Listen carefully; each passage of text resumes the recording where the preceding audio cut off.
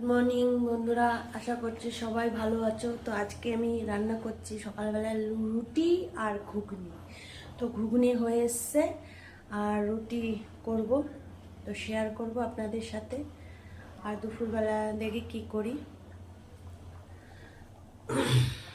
যে ঘুগনি হচ্ছে, যে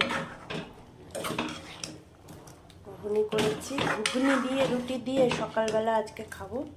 আটাও মাখা হয়ে গেছে, রুটি করব।